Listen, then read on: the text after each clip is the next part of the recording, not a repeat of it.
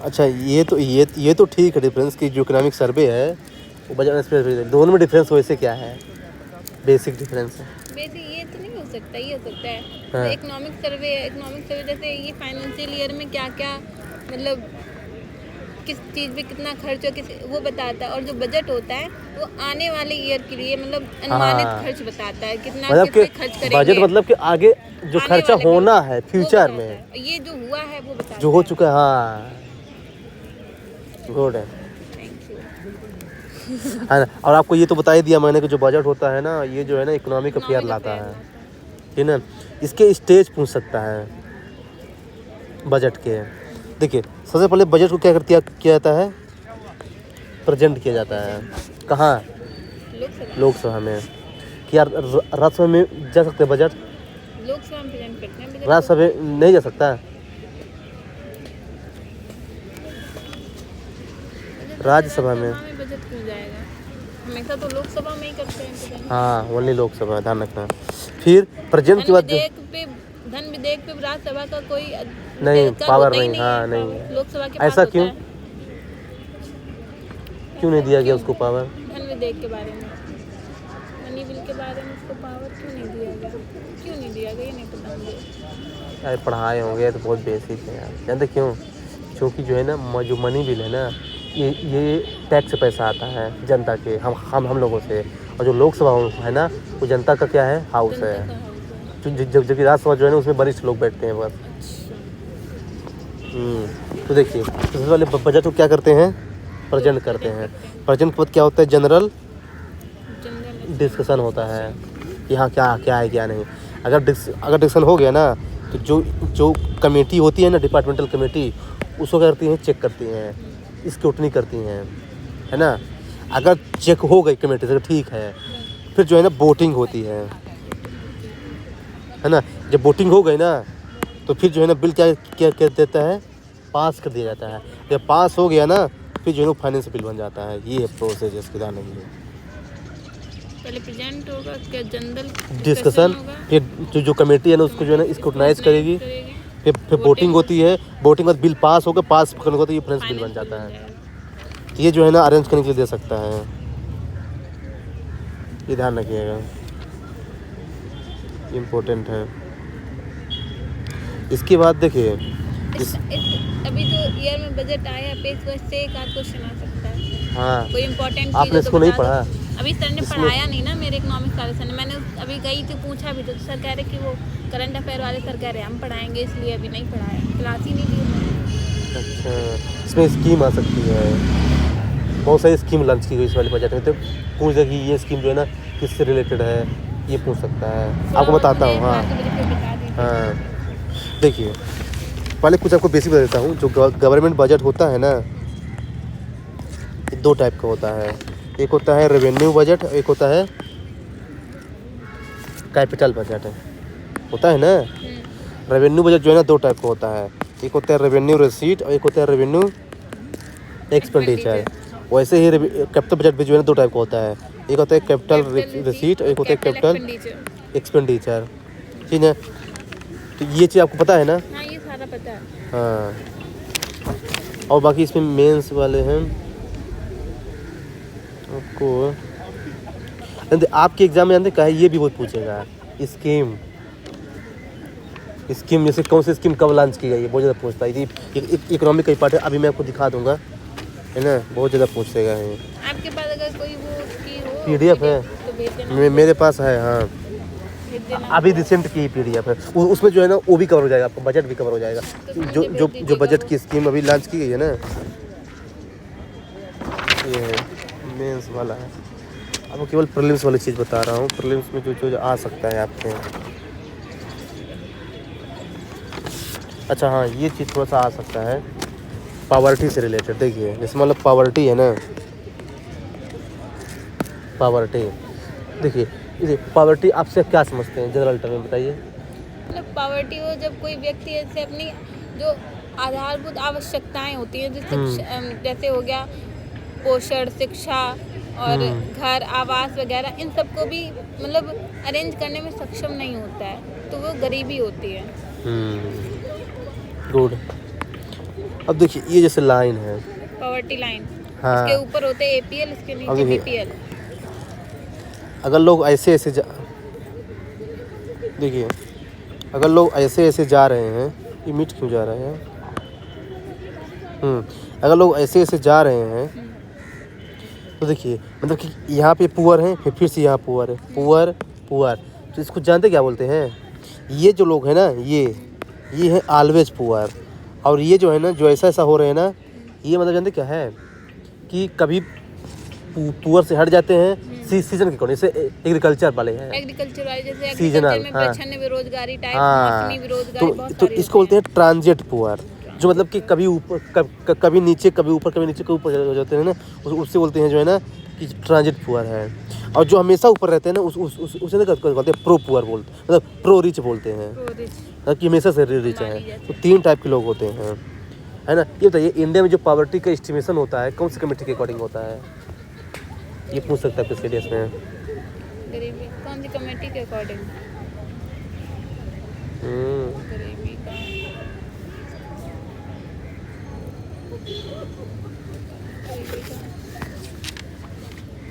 कौन सी कमेटी के अकॉर्डिंग होता है? ऑप्शन दीजिए। देखिए, एक तो ये है लकड़वाला कमेटी, और एक है तेंदुलकर कमेटी, एक है सी रंगराजन कमेटी, और एक ये है राजा राम कमेटी, ऐसे कुछ नाम है, क्या नाम है? Raghuram Rajan committee. Raghuram Rajan committee Tendulkar committee के अकॉर्डिंग। तेंदुलकर कमेटी है, हाँ, तेंदुलकर कमेटी है। नहीं, अभी पहले का बताया था। देखिए, आपको दिया मैंने 4 option, Lakdawala committee, Tendulkar committee, है ना, फिर क्या बताया था आपको? रंगराजन कमेटी, लास्ट में क्या बताया आपको? रघुराम राजन। क्या आंसर है? तेंदुलकर कमेटी। श्योर? हाँ, गुड।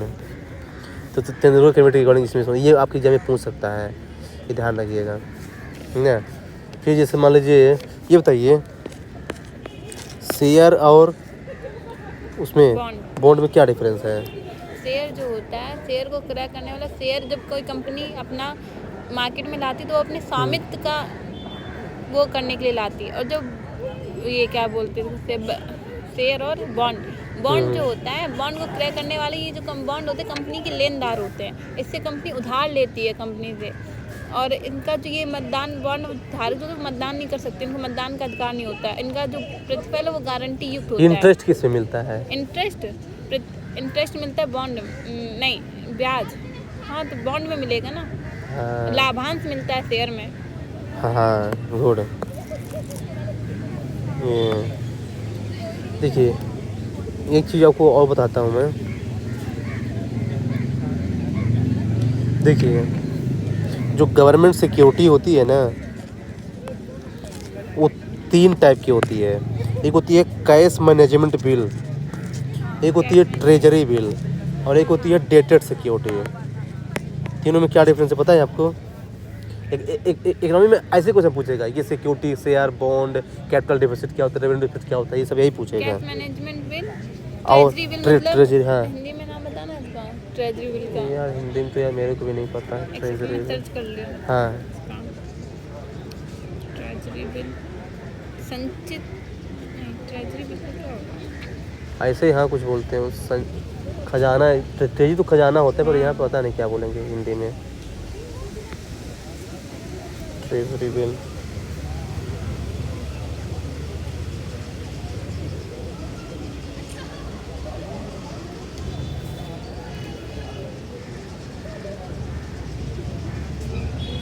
राजकोषीय विपत्र। हाँ, treasury bill. Cash management bill, cash management bill, हाँ कैश मैनेजमेंट बिल ये, और ये कौन सा था? डेटेड सिक्योरिटी, डेटेड, जो डेट में फिक्स है कि इस डेट की सिक्योरिटी जो है ना दी जाएगी, और इस डेट को जो है ना वो हो जाएगा, उसे बोलते हैं डेटेड सिक्योरिटी।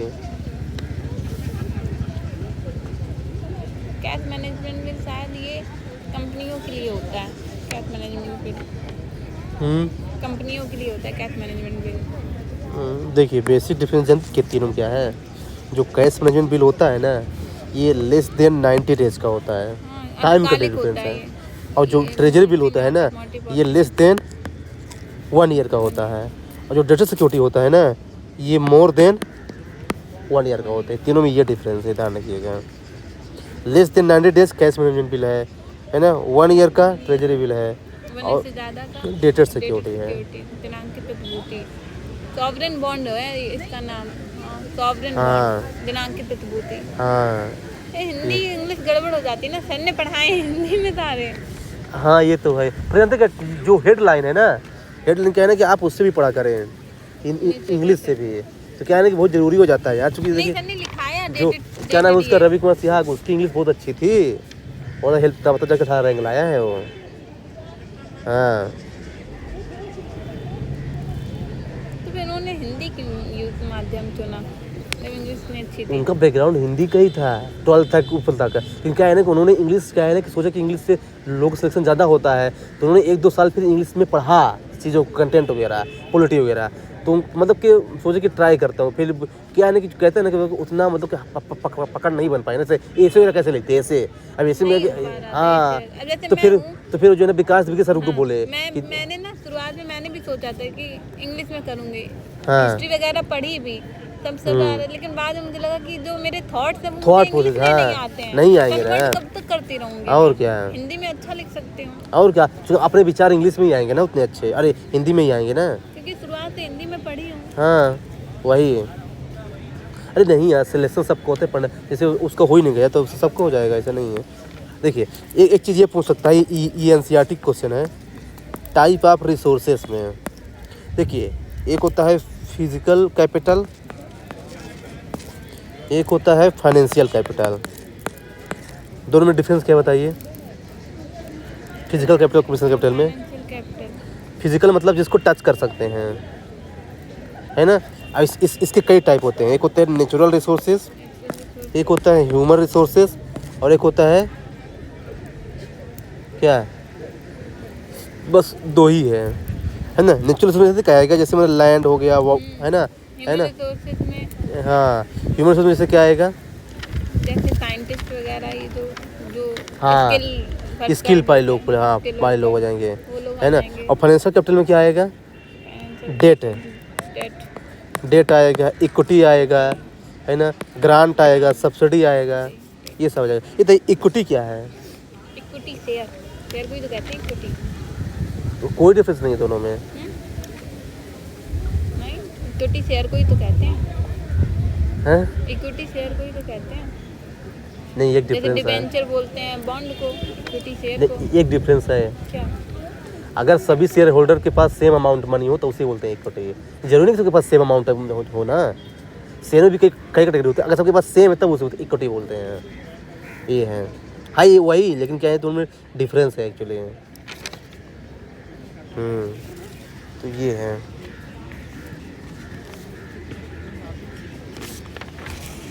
इसे हाँ, यहाँ पे एक क्वेश्चन पूछ सकते हैं आपसे एग्जामिनर, जो है कि 3 वर्ड होते हैं ना, ये एलपीजी, लिबरलाइजेशन, प्राइवेटाइजेशन, ग्लोबलाइजेशन। तीनों में क्या डिफरेंस होता है? लिबरलाइजेशन क्या होता है? उदारीकरण, जैसे लिबरलाइजेशन में उदारीकरण, जैसे ईज ऑफ बिजनेस, जो हमारे यहाँ सरकार की जो नीतियाँ हैं, मतलब हाँ। उद्योगों पे कंट्रोल करने, उसे मतलब बहुत कठोर थी उस पहले के टाइम, उसे थोड़ा हाँ। उदार करना, जैसे हमारे यहाँ जैसे वो एफडीआई वगैरह में किया गया है, बहुत सारी मतलब उदार किए गए, आसान बनाया गया है एफडीआई को आना, एफपीआई वगैरह में सारी चीज़ें, ये उदारीकरण। प्राइवेटाइजेशन जैसे होता है, एयर इंडिया, तो सरकार ने अपने स्वामित्व को निजी कंपनी पे बेच दिया, प्राइवेटाइजेशन कर दिया, अच्छा, निजीकरण हो जाता है, निजीकरण। और ग्लोबलाइजेशन, वैश्वीकरण।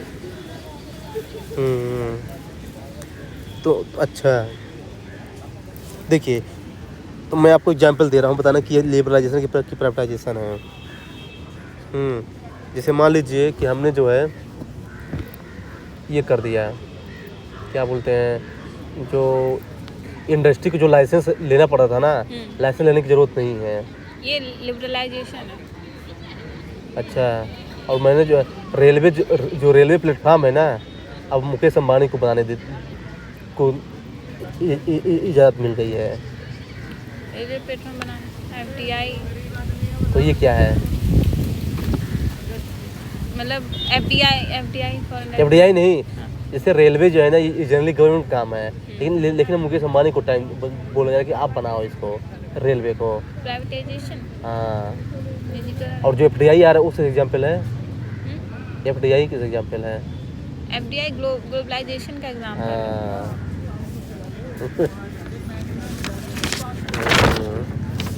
सही है।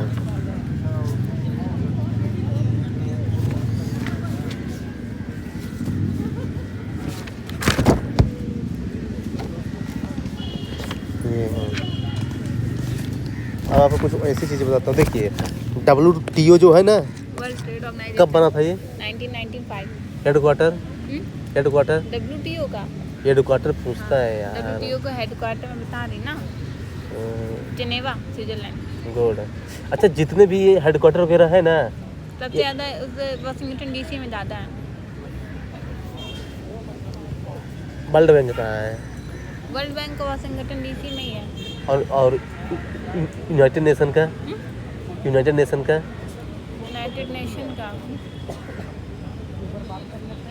मेरे पास एक वीडियो है, मैं आपको शेयर कर दूंगा। उसमें जानते हैं जितने भी ऑर्गेनाइजेशन है ना, पूरी ऑर्गेनाइजेशन मैंने एक साथ जो है उसको कवर किया है, एक साथ है। मैंने पढ़ा है। हाँ, तो आप उसको देख लीजिए, ऐसा एक साथ आपको कहीं नहीं मिलेगा। मैंने एक साथ पूरी ऑर्गेनाइजेशन जो है ना एक साथ कवर किया है। मुझे आज एयर ड्रॉप करना है, वो फिर आपकी वीडियो जाती नहीं है। हाँ, वो कर दूंगा, अभी कर दूंगा इसके बाद। हाँ, तो हाँ ठीक है। देखिए, तो WTO जो है ना, इसमें 3 प्रकार की सब्सिडी होती है। कौन कौन सी? एक होती है ग्रीन बॉक्स सब्सिडी, हाँ, और एक होती है ब्लू बॉक्स, और एक होती है अंबर बॉक्स। सॉरी ब्लू वाला भूल गई थी। अंबर बॉक्स सब्सिडी। तो अरे भारत में अंबर बॉक्स सब्सिडी को लेके ही तो वो था जब PM ने उस पर साइन करके जो अनलिमिटेड टाइम के लिए बढ़ा ली है। जो भी ये WTO किसको अलाउ करता है कि ठीक है 2 सब्सिडी है, इनमें कौन को? WTO green box subsidy. Green क्या है? ग्रीन बॉक्स सब्सिडी वो जब किसान वगैरह को जो डायरेक्ट मतलब मनी के रूप में पैसे मिलते हैं, डायरेक्ट वो जो नहीं उनकी सहायता कर देते, सब्सिडी देते हैं डायरेक्ट। तो फिर ये ब्लू क्या है? और ब्लू बॉक्स सब्सिडी, इसमें जो होती है, इसमें सब्सिडी की ऊपरी सीमा तय नहीं होती। जैसे USA वगैरह जो तो ग्रीन बॉक्स सब्सिडी का यूज़ करते हैं, और ब्लू बॉक्स में होती है इसकी ऊपरी सीमा तय कर दी जाती है। इसकी जो ऊपरी सीमा है कि हाँ इतने जैसे। और एम्बर बॉक्स क्या है? अंबर बॉक्स सब्सिडी, जैसे भारत जैसे देश विकासशील देश है, वो अंबर बॉक्स सब्सिडी का यूज़ करते हैं। अंबर बॉक्स सब्सिडी में जो सब्सिडी की सर्वाधिक सीमा तय कर दी हो जाती है, अंबर बॉक्स सब्सिडी। ठीक है, देखिए कुछ और भी समझता हूँ मैं। देखिए मैंने क्या है, जैसे मान लीजिए कि हमारे देश में फार्मर क्या है, गरीब है, तो उनको सरकार जो है ना सब्सिडी देती है उसमें, फर्टिलाइज़र में, सीड्स में, है ना, उसमें। तो क्या है ना कि ये जो है ना WTO बोलता है कि आप इनको ऐसा सब्सिडी देते हैं ना, तो जो इनके जो होते हैं ना अनाज वगैरह ये सस्ते हो जाते हैं, और जब दूसरे कंट्री में बेचते हैं ना तो उनकी कंट्री को हार्म होता है, क्योंकि आपके गुड्स सस्ते हैं तो लोग फिर आपके गुड्स को खरीदेंगे उनके देश में।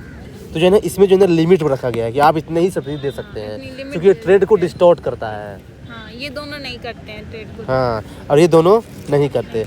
अब ब्लू बॉक्स में क्या है ना कि ये यही वाला है, लेकिन इसमें क्या है ना कि सब्सिडी आप दो, लेकिन इसमें लिमिट जो है ना नहीं लिमिट है। इसमें क्या है ना कि इसमें जो है ना सब्सिडी में लिमिट है, और इसमें क्या है ना कि प्रोडक्शन में लिमिट है, कि आप इस चीज़ को उतना ज़्यादा ही प्रोड्यूस कर सकते हैं। जैसे मतलब कि ऐसा नहीं कि आप चावल ही उगाते रहो। देखिए अगर किसी चीज़ को ज़्यादा उगा देंगे तो उस चीज़ की डिमांड क्या हो जाती है, कम हो जाती है, तो प्राइस ऑलरेडी कम हो जाती है ना। ये कहने का अब तो बोले कि नहीं भाई इसकी लिमिट को प्रोडक्शन करो। और ये ग्रीन बॉक्स क्या है? ग्रीन बॉक्स जो डायरेक्ट किसानों को मतलब नगद के रूप में, जैसे PM किसान योजना चल रही है, वो तो इसमें ये भी हो सकता है यार। तो मतलब किसान को सब्सिडी नगद के रूप में प्रोवाइड करवा देते हैं, इनमें ये उर्वरकों वगैरह में नहीं देते हैं। ग्रीन बॉक्स वो नहीं होता है। ग्रीन बॉक्स जानते क्या होता है? ग्रीन बॉक्स जानते क्या होता है? जैसे मान लीजिए कि जो है कोई फार्मर है और वो है ना अपने खेत में जो है ना वो लगा रहा है सोलर पंप है, तो इससे क्या है ना कि जो है ना इन्वायरमेंट को प्रोटेक्शन मिल रहा है ना, तो उसको सब्सिडी दे दिया जाएगा कि लो भाई तुम इन्वायरमेंट को प्रोटेक्ट कर रहे हो ना, लो। उसका नाम है ग्रीन इकोनॉमी बोलते हैं ना, वो उससे लिंक कीजिए ना। ये है तो मतलब इस ये बराबर अलाउड है फुल। इसमें लिमिट का प्रोटेक्शन है, इसमें लिमिट का सब्सिडी है, वही तीन है। ये तीनों में जो है ना ये पूछ सकता है आपसे एग्जाम में, ध्यान रखिएगा। इन्फ्लेशन से आगे है, आगे इन्फ्लेशन अभी सब जो है ना, इन्फ्लेशन है, फिर फिस्कल पॉलिसी है। Monetary policy. हाँ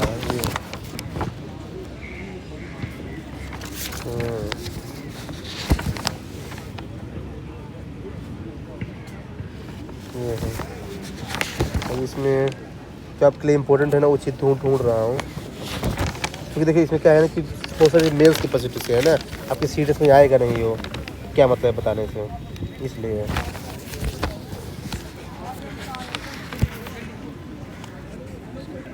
अच्छा ये बताइए पीएम किसान संपदा स्कीम किससे रिलेटेड है? पीएम किसान संपदा संपदा स्कीम, हाँ किसान संपदा योजना। ऐसे पूछेगा आपके स्टेडियस पीएम में। किसान संपदा योजना पढ़ा है मैंने, सर ने बताया है। संपदा योजना ये शायद भूमि अधिग्रहण से रिलेटेड है क्या? किससे? भूमि अधिग्रहण वगैरह से। नहीं किसान संपदा योजना आज ही पढ़ा था मैंने सुबह, याद नहीं आ रहा किससे रिलेटेड है। पीएम किसान है, पीएम किसान संपदा स्कीम जो है ना इससे रिलेटेड है। ये जो होते हैं ना फूड प्रोसेसिंग इंडस्ट्रीज, हाँ फूड प्रोसेसिंग इंडस्ट्री, सुबह पढ़ा है, मुझे ध्यान नहीं आ रहा है। फूड हाँ प्रोसेसिंग इंडस्ट्री, ये उससे रिलेटेड है। प्रसंस्कृत उद्योग से। देखिए इकोनॉमी में देखिए और क्या क्वेश्चन आपके लिए इम्पोर्टेंट आ सकता है। देखिए जैसे पॉलिसी जो होती है ना दो टाइप की होती है, एक होती है मॉनेटरी पॉलिसी और एक क्या होती है फिस्कल पॉलिसी। जो मॉनेटरी पॉलिसी होती है ना, फिस्कल पॉलिसी की स्पेलिंग एफ से स्टार्ट होती है। FIS, वो फिजिकल नहीं है ना, फिस्कल है ये। आप पी से क्यों करते हो? फिस्कल, हाँ आप फिस्कल पी से क्यों कर रहे हो? है, पी से क्यों कर रहे हो आप? FP है फिस्कल पॉलिसी, फिस्कल पॉलिसी। हाँ और ये मॉनेटरी पॉलिसी, ये जो है ना गवर्नमेंट का पार्ट है, और ये RBI का पार्ट है ना। तो जो देखिए तो ये जो मॉनेटरी पॉलिसी है ना इसमें आता है CRR, SLR है ना, repo rate, reverse repo rate, LTR, SDR है ना, ये सब आते हैं। ये बताइए CRR और SLR में क्या डिफरेंस है? CRR जो होता है ये बैंक जो होती हैं RBI में रखते हैं अपने NDTL का कुछ परसेंट जो NDTL क्या होता है? NDTL होता है जब GDTL में जो IBL माइनस कर देते तो NDTL आता है। IBL मतलब? IBL मतलब वो बता रही IBL मतलब वो जैसे एक बैंक दूसरी बैंक में जो पैसा रखती है ना उसको ब्याज जो उसका लाभांश होता है वो वाला हटा देती है IBL। अच्छा हाँ तो NDTL आ जाता है। NDTL कुछ परसेंट जो RBI में रखती है वो CRR होता है। SLR बैंक स्वयं अपने पास रखती है, बट दोनों की जो वो होती है RBI तय करती है कितना आपको CRR रखना है, कितना आपको SLR अपने तो पास। इसमें SLR कितने परसेंट है? अपने आप रखते हैं SLR इस टाइम SLR है, इस टाइम कितने परसेंट रखना SLR 18, पहले तो शायद 40% के आसपास था, इस टाइम है 18%। हाँ और CRR कितना परसेंट? CRR कितना परसेंट है? ये है शायद 4.5% के कुछ ऐसे ही है। हाँ 4.5 यही है। तो बताइए कि इसमें क्या इंटरेस्ट रेट मिलता है, ब्याज है CRR और SLR में? CRR में कोई इंटरेस्ट नहीं मिलता। और SLR में? SLR में हम ऐसे इंटरेस्ट ले सकते हैं जैसे WMA रखते हैं ना, WMA में SLR की प्रतिभूति के माध्यम से ही तो इंटरेस्ट वो लेते हैं, तो ये उसमें काम आ जाता है। SLR की प्रतिभूति से ही तो हम WMA क्या है? वेज एंड मीन अर्थोपायग्रम, जब 1 नाइट के लिए जब हम लोन लेते हैं RBI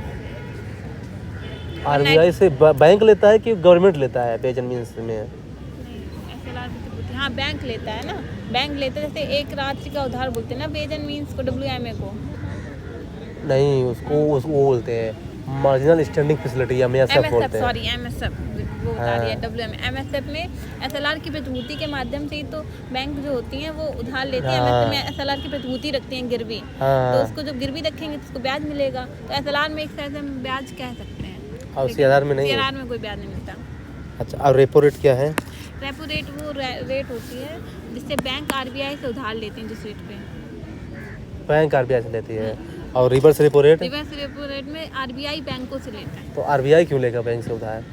वो लेता है मतलब मार्केट में लिक्विडिटी को कंट्रोल करने के लिए। हाँ, दोनों में ज़्यादा कौन रहेगा? रेपो रेट ज़्यादा होती है, रिवर्स रेपो कम होती है हमेशा। रेपो रेट इस टाइम 6.5% है। और EMI सब क्या है? Marginal standing standing facility? Facility ये होता है जब इसमें रिवर्स रेपो रेट वगैरह में जब लोन नहीं मिल पाता है बैंकों को, तो ये एक रात के उधार लेती हैं। मतलब एक रात के लिए उधार लेती हैं वो। तो इसमें गिरवी रखती है कुछ? SLR की प्रतिभूति के द्वारा। हाँ, तो इस सबसे इन तीनों में सबसे ज़्यादा रेट किसका होता है? सबसे ज़्यादा MSF का इस टाइम में 6.75। हाँ, और ये फिर ये क्या है? ये SDR? Special drawing rights, SDR हाँ, है ना, स्पेशल ड्राइंग राइट्स। और ये SDR बता रही मैं, स्पेशल ड्राइंग राइट्स पढ़ा है SDR मैंने। SDR थोड़ा सा याद दिला दो। ये IMF से लिंक है। हाँ, SDR IMF।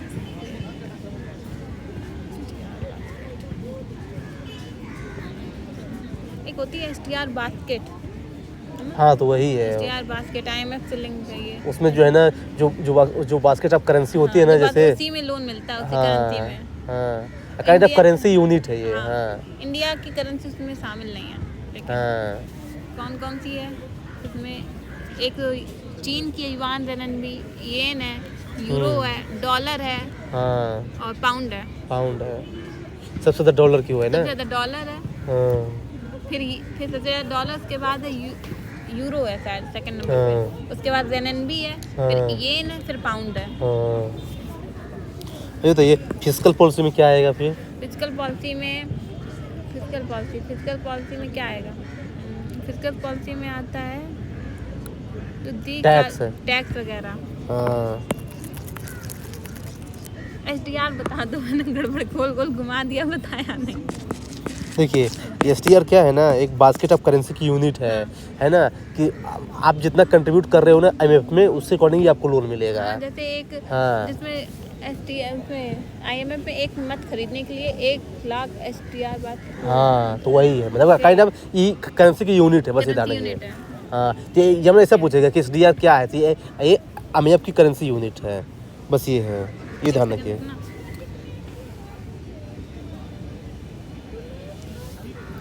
हेलो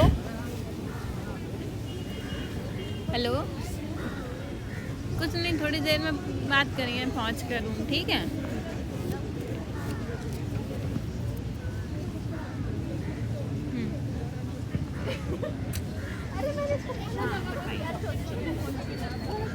गाना यार।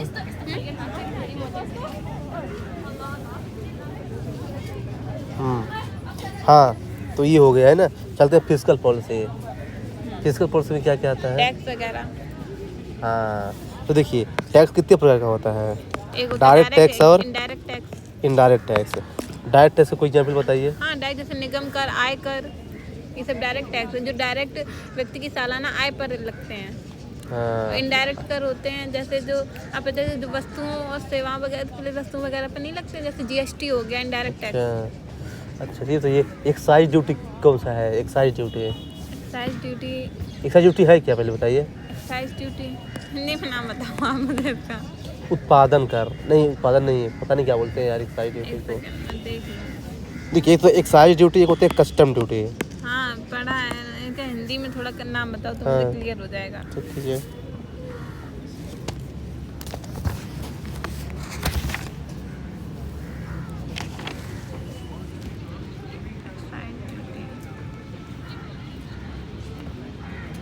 उत्पाद शुल्क। हाँ, तो बताइए क्या और, होता है? और ये क्या है? कस्टम ड्यूटी है।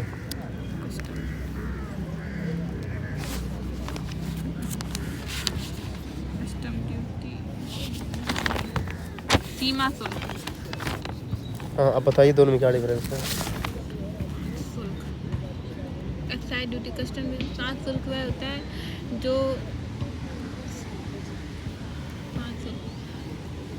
पाँच शुल्क होता है तो लग रहा है कि दिसंबर जनवरी में ठंडी लग रही है। एक्साइज कस्टम उत्पादन पे लगाया जाता होगा, उत्पादों पे, और एक्साइज कस्टम ड्यूटी। तो फिर जीएसटी इसमें क्या डिफरेंस हो जाएगा? जीएसटी भी तो लगता है उसी पे। जीएसटी भी लगता है? नहीं आ रहा, आप बता दो। देखिए एक्साइज ड्यूटी जानते हैं किसको बोलते हैं? जो मैन्युफैक्चरिंग चीज़ पे लगती है, जैसे मतलब अल्कोहल, पेट्रोलियम, ये मैन्युफैक्चरिंग होती है ना। तो हाँ, इसको जीएसटी से बाहर रखा गया है। हाँ। अल्कोहल, पेट्रोलियम, सिगरेट बाहर रखा ये गया सब बाहर क्यों रखा गया है? बाहर बताइए। बताए होंगे यार आप। सर बताए तो होगा, पक्का बताया होगा। जान भी यार। इनको क्यों बाहर रखा गया है? कुछ चीज़ों को जीएसटी से बाहर करने बताया क्या रखा रीजन है, है? जैसे हाँ। अल्कोहल वगैरह हो गई, सिगरेट, बीड़ी, पान, तम्बाकू, इनको रखा गया हाँ। बाहर। और न्यूज़पेपर को भी रखा गया हाँ, बाहर। न्यूज़पेपर को भी बाहर रखा गया। और लॉटरी वगैरह, जुए, ये सब बाहर इनको रखा गया। रखा गया जीएसटी से। क्यों? क्योंकि ये काला धन बनाते हैं ना। तो फिर टैक्स नहीं लगेगा इसमें? नहीं तो दूसरे टैक्स लग रहे हैं ना उन पे। कैसे? जैसे जैसे पेट्रोलियम वगैरह पे वैट लगता है, वैल्यू एडेड टैक्स, और वैट लगता है, एक्साइज ड्यूटी, कस्टम ड्यूटी, ये सब भी तो लगते हैं। जानते क्यों? क्योंकि जीएसटी की अपर लिमिट क्या है? 28%। शायद। और जो ये जो गुड्स है ना, अल्कोहल वगैरह, ये सब लग्जरियस वाले लोग खाते हैं, पीते हैं।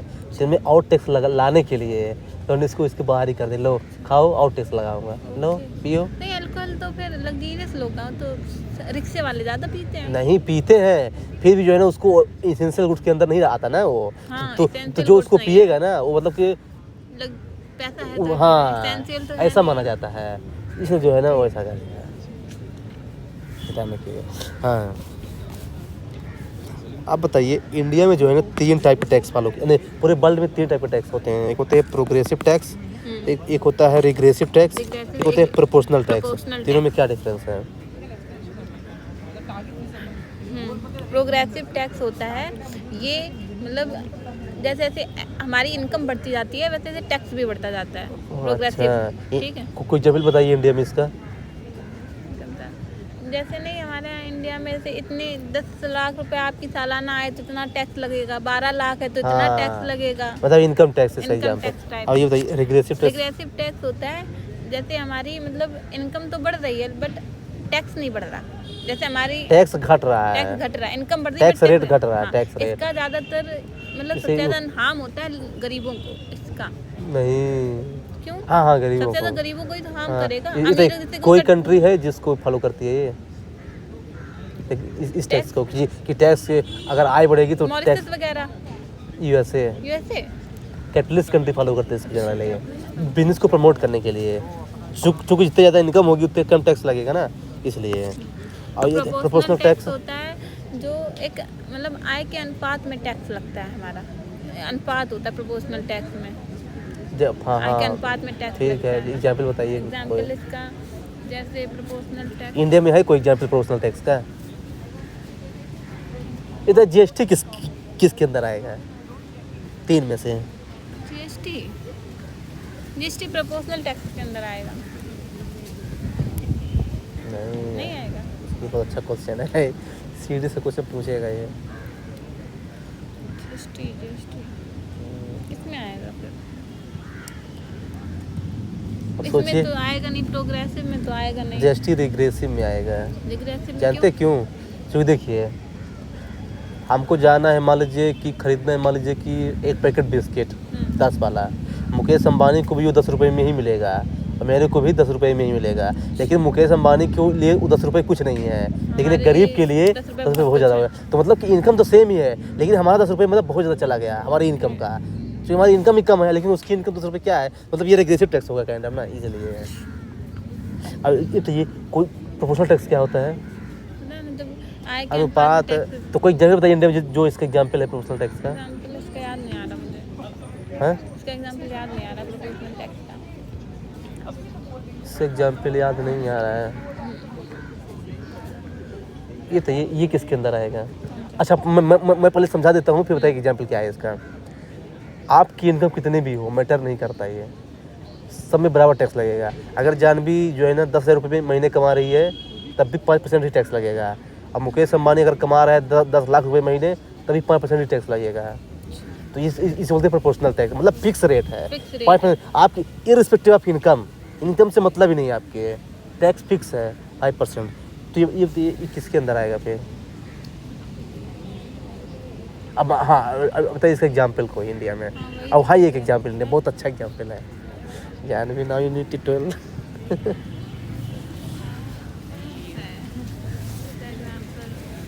निगम कर, हैं? निगम कर, निगम का इंग्लिश में क्या बोलते हैं उसको? हाई क्या निगम कर बताइए तो मैं समझ जाऊँगा। आप तो समझते बहुत यार। निगम कर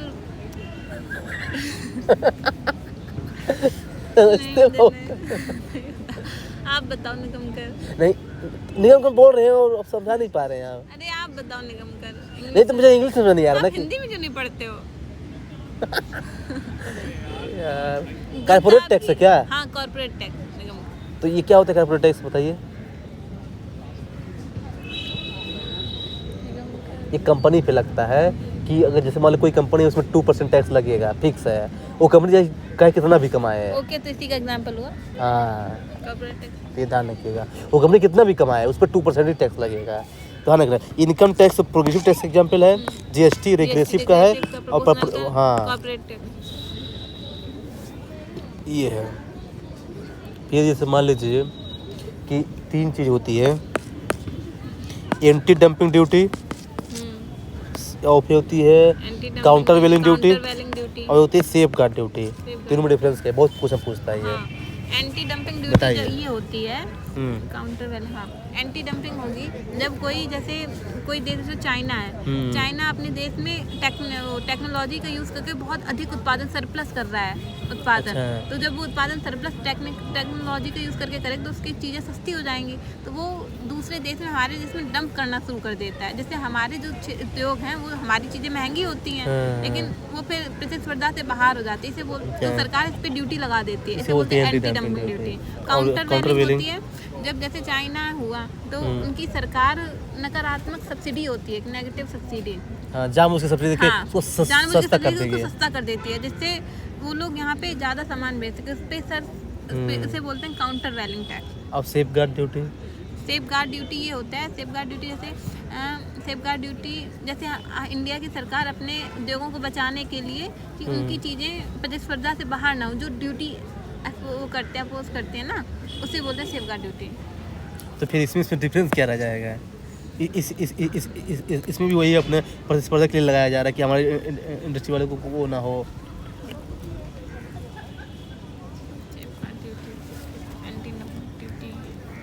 इसमें डिफरेंस, इसमें डिफरेंस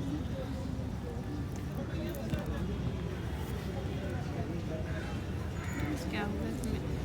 बात तो सही, दोनों सेम चीज़ के लिए लगाते हैं। सेफ गार्ड ड्यूटी में हाँ बचाने के लिए लगाते हैं, दोनों पे डिफरेंस क्या रहेगा? बचाने के लिए लगाते हैं, ड्यूटी को भी बचाने के लिए लगाते हैं। ऐसे तो काउंटर वेलिंग ऐसा आपको सोचना पड़ेगा जान के। काउंटर वेलिंग ड्यूटी भी बचाने के लिए लगाते हैं लेकिन उसमें सब्सिडी देते हैं तो ठीक है, क्लियर हो गया। लेकिन इन दोनों में क्यों लगाते हैं? तीनों का पर्पज एक ही है कि अपनी इंडस्ट्री को बचाना है, लेकिन ये इसमें सब्सिडी देते हैं। लेकिन इन दोनों का चक्कर नहीं समझ में यार। हाँ तो ये नहीं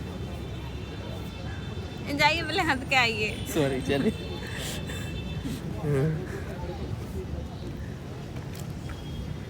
एंटी डंपिंग ड्यूटी क्या होगा इसमें? देखिए बताता हूँ। देखिए चाइना क्या है ना कि उसको पता है कि जो इंडिया जो है ना, इंडिया में इस चीज़ की डिमांड है। मान लीजिए इंडिया में डिमांड इसकी माने ऑयल्स की डिमांड है, वेजिटेबल ऑयल्स की। क्या करता है ना, जानबूझ के जो है ना अपने कंट्री में जो है ना उस ऑयल को सस्ता करवा देगा और फिर इंडिया में भेज देगा।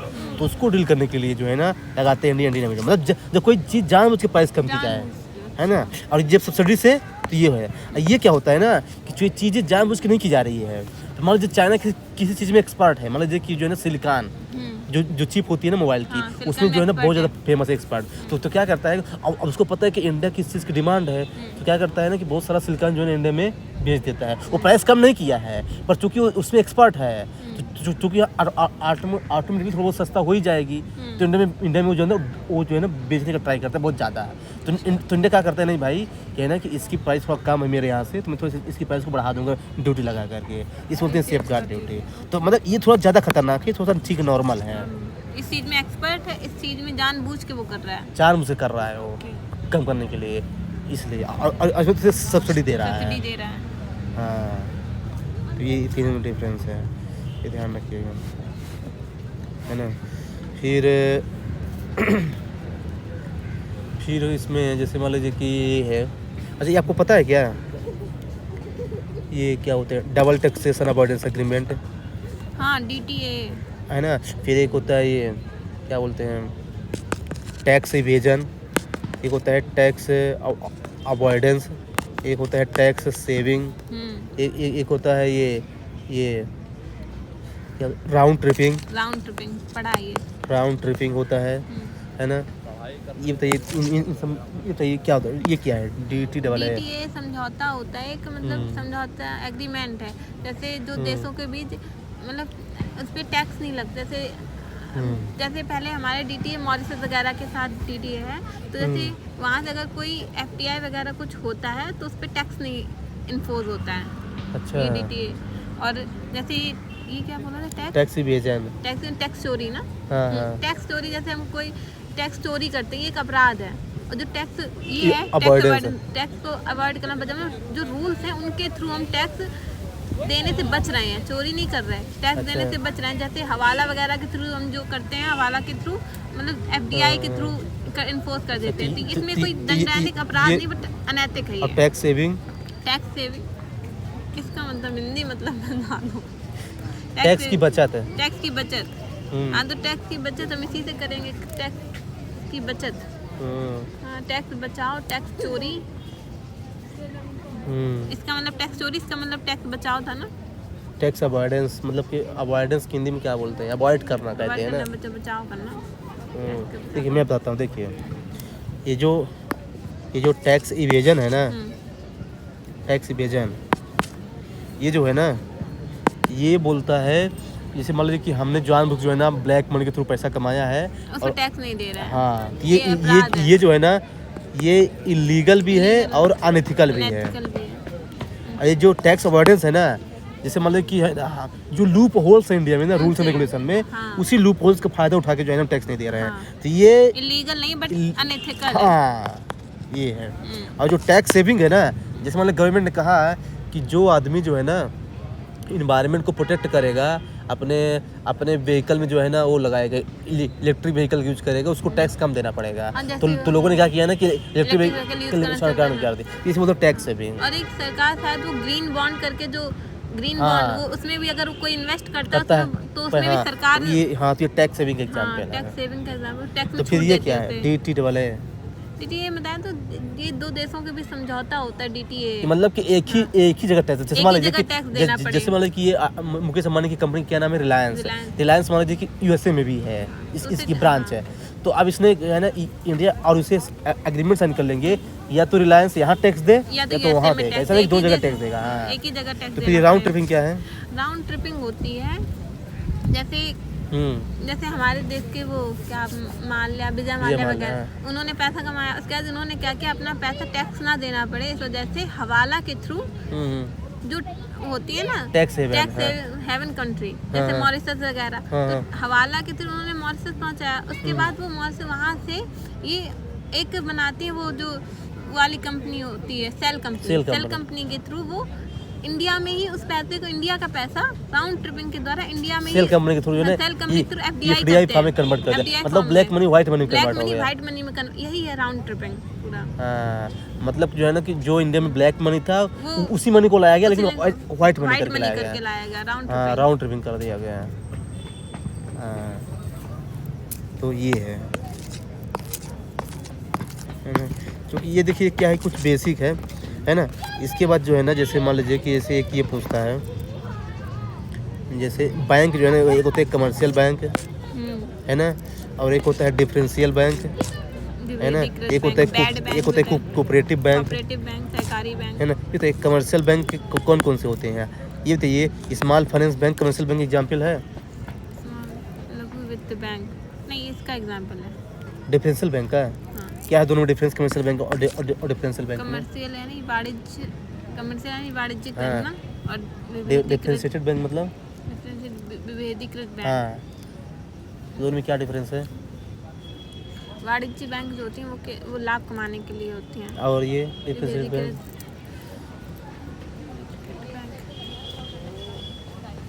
इसका एग्जाम्पल नहीं याद आ रहा है इसका मुझे। और कोऑपरेटिव बैंक सहकारी बैंक वो होती हैं जो मतलब ज़्यादातर हाँ। मतलब सोशल वर्क कल्याण के लिए होते हैं, से जो सहकारी नियमों के अधीन रजिस्टर्ड भी होती हैं। अच्छा, हाँ। ऐसा कौन सा बैंक है जिसको आरबीआई रेगुलेट नहीं करता है? आरबीआई रेगुलेट नहीं केवल करता एक ही बैंक है। एक है। ही बैंक है, सर ने भी बताया था। उसे इसलिए रेगुलेट नहीं करते क्योंकि उसमें बैंक नहीं लिखा है उसके नाम के आगे। हाँ, हाँ। किसको? है वो बैंक, थोड़ा एग्जाम्पल दे दो आप। तो बता ही देंगे तो। एक ही बैंक है वो। पीएससी का फुल फॉर्म क्या होता है? पीएससी का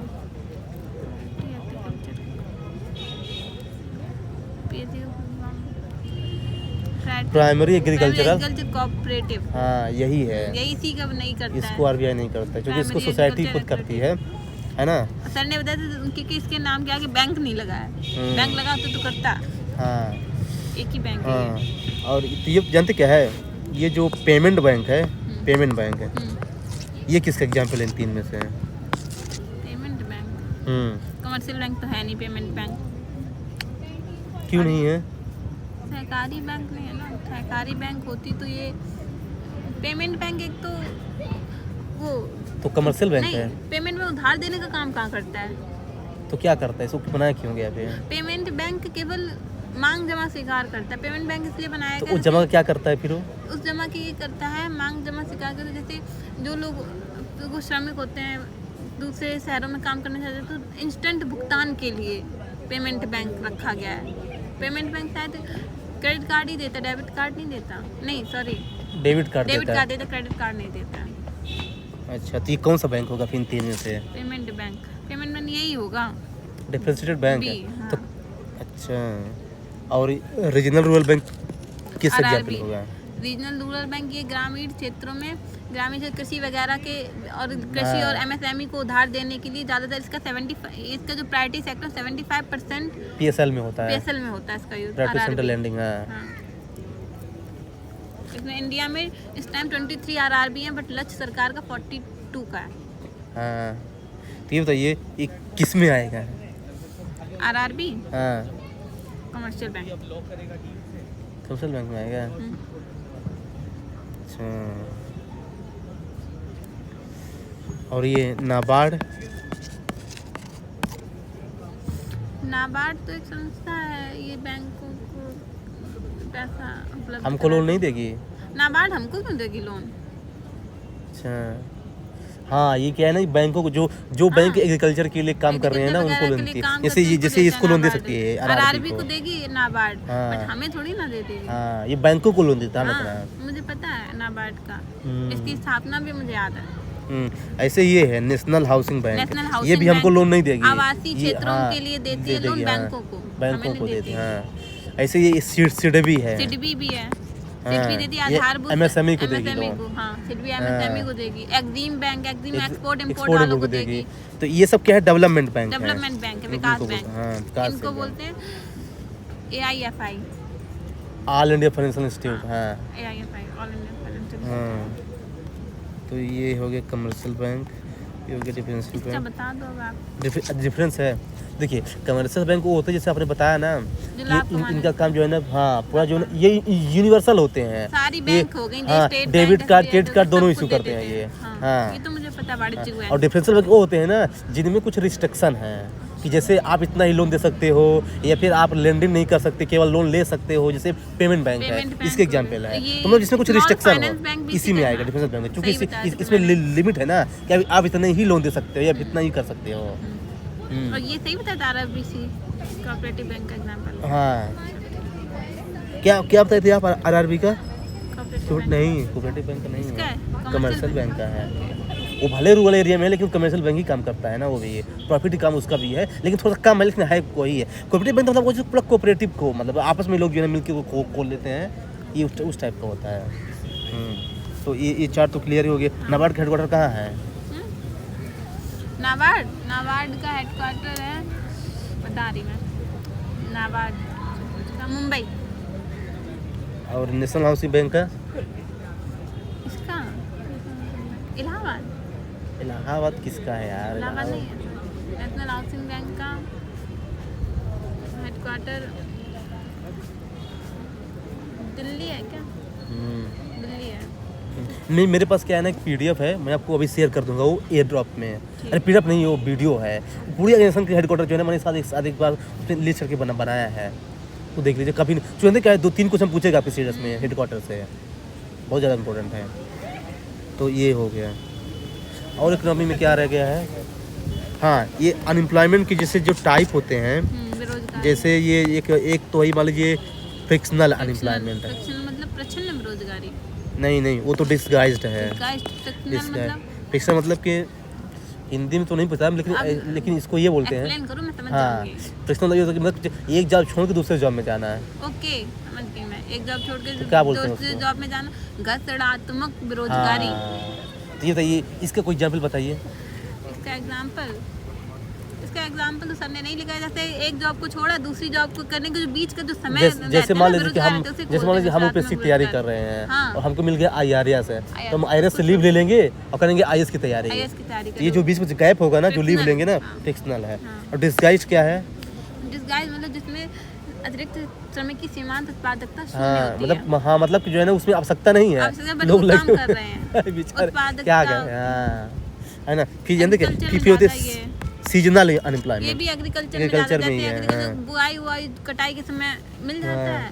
फिर बाकी फिर है स्ट्रक्चरल, संरचनात्मक, जैसे जो अवसंरचना निर्माण में जैसे जो कमी के कारण जो बेरोजगारी होती है। फॉर एग्जाम्पल जैसे मान लीजिए, जैसे यहाँ ये मेरा खेत है, ठीक। खेती समझ लो क्या है। ठीक है, और यहाँ मैंने कुछ भी उत्पादन किया और उसको भंडार गृह तक पहुँचाने में, या बाजार मान लो, बाजार तक पहुँचाने में अगर रोड्स अच्छी हुई, सब कुछ हुआ, तो हमारी परिवहन लागत कम हो जाती है। अगर रोड खराब हुई, बनी नहीं हुई, टूटी फूटी, तो हमारी परिवहन लागत भी ज़्यादा बढ़ती जाती है। ये हो जाती है। ठीक है, लेकिन क्या इसको मैं बताता हूँ। देखिए, जानते क्या है, जैसे मान लीजिए कि आपको पता है कि अगर हम 20 साल पहले चले जाएं, तो क्या है कि बहुत सारी चीज़ें जो है ना फिजिकल होती थी। जैसे मतलब कि आदमी हाथ से काम करता है, ये आजकल क्या हो रहा है, सब चीज़ें कंप्यूटर से, डिजिटल से। तो मतलब कि तो मतलब इकोनॉमी में जो चेंज हुआ है ना, टेक्नोलॉजिकल चेंज है, इसे बोलते हैं स्ट्रक्चरल चेंज है। जैसे आवाज़ के टाइम में जो लोग टेक्नोलॉजिकल फ्रेंडली नहीं रहेगा ना, वो अनएम्प्लॉयड रह जाएगा। एआई ने सारी जॉब्स खत्म कर रहा है, फ्यूचर में देखा खत्म कर देगा वो पूरी।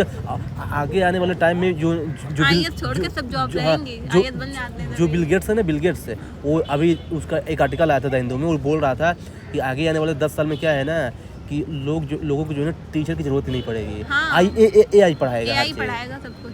लोग तो लोग अनएम्प्लॉयड कितने हो जाएंगे यार। सर बता रहे थे, लोग एक टाइम पे, कुछ टाइम बाद एआई से ही शादी भी करेंगे। हाँ, और क्या, जरूरत ही नहीं किसी और की। और मतलब इसका रियली मिसयूज बहुत ज़्यादा हो, इसको रोका जाए यार, नहीं तो आदमी को नहीं पहचान पाएगा। नहीं तो खत्म हो जाएगा, सेंटीमेंट खत्म हो जाएगा, आदमी को नहीं पहचान पाएगा, दूसरी जान भी आ जाएगी फिर। हाँ, क्लोन होता ना, क्लोन, वही तो है क्लोन। हाँ, ये स्ट्रक्चरल हो गया। अरे सही तो है यार। जैसे अगर आप चाहो कि मेरी शादी उससे हो जाए, श्रद्धा कपूर से हो जाए, मस्त श्रद्धा कपूर के नाम का वो बनवाना रोबोट, सबकी इच्छाएं पूरी। सेंटीमेंट नहीं रहेगा ना, फीलिंग्स नहीं रहेगा। हाँ, इच्छाएं तो वो मशीन रहेगा ना, तो मशीन से आदमी क्या वही बोलेगा जिसे फिट किया जाएगा। बस वही कि सगा जब उसका दिमाग कुछ हुआ, उसने थप्पड़ मार दिया, गला पकड़ लिया, तो खत्म काम। यार उधर ना रोबोट मूवी, खत्म काम। और क्या भाई, इसका बहुत ज़्यादा मिसयूज भी है, आने वाले टाइम में रियली बहुत ज़्यादा ये खतरनाक साबित होने वाला है ये। तो ये हो गया है ना। अब मुझे टाइम हो रहा है।